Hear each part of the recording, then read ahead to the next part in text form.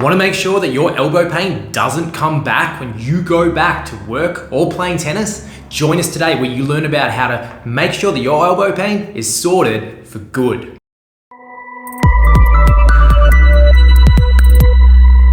Hi guys, I'm Dr. Stewart Ward, chiropractor from Adelaide, Australia, and today we're in the final part of a 4-part series where we've discussed the basics of tennis elbow and how you can get it right and so it stays good for good.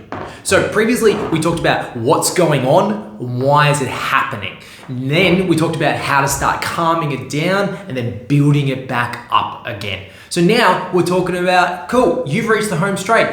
Things have calmed down, things are strong now. And now I want to make sure that when I go back, when I start playing tennis again, or when I'm at work, things don't flare up. So it's good and I'm good, so I can do what I want. So we're talking about return to play protocol here. So what do we do? So in the very first episode, we talked about why did this happen? And we said basically it was either I did heaps of stuff really quickly, or maybe there's some ongoing issues that I have that have just kept tickling away in the background, accumulating to the point when then that tendon group, that elbow pain, just couldn't handle it anymore. So what are those things that we have that can change that? So when we want to do that return to play, we want to look at a progressive return. We talked about with the exercises progressively making things harder. So we want to do the same thing with the sport. So if you're going back to tennis, you want to make sure that when you're doing that, you're just progressively going back over sort of a 3 to 6 week period. So going straight back and playing a whole tournament after you've maybe had a couple of weeks off with an injury isn't the best idea. Or when you're going back to training, maybe starting with some line drives, some gentle serving, just maybe at 30 to 50% of the volume that you would normally do, and then progressively building that up. Same thing with maybe going back to work. So if you're doing some home renos, and maybe if you're a tradie and you're doing heaps of work with that arm, seeing what we can do where you're not doing as much with that arm, maybe loading up the other arm and using the left hand, or relying on a drill, asking a friend or your partner to maybe do more of that stuff so you just don't flare up that elbow again, just to do heaps of work. So other things that we can look at here are what are the little mechanical changes that I can either do or aid myself.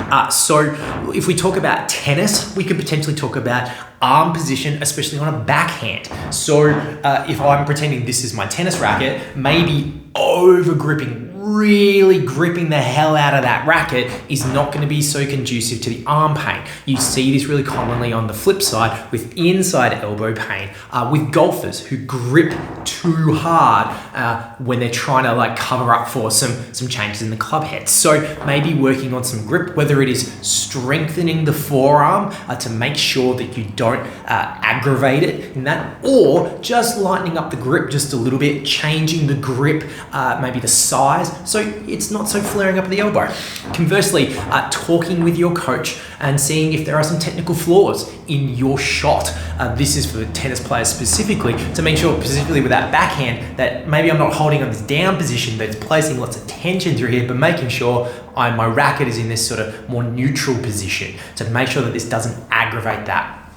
Also see if there's any technical flaws, maybe any postural limitations through the neck or the shoulder, which are really commonly found with tennis elbow people who, if they don't have that motion and that control through this area, will end up relying more on forearm, wrist, elbow to generate that stability.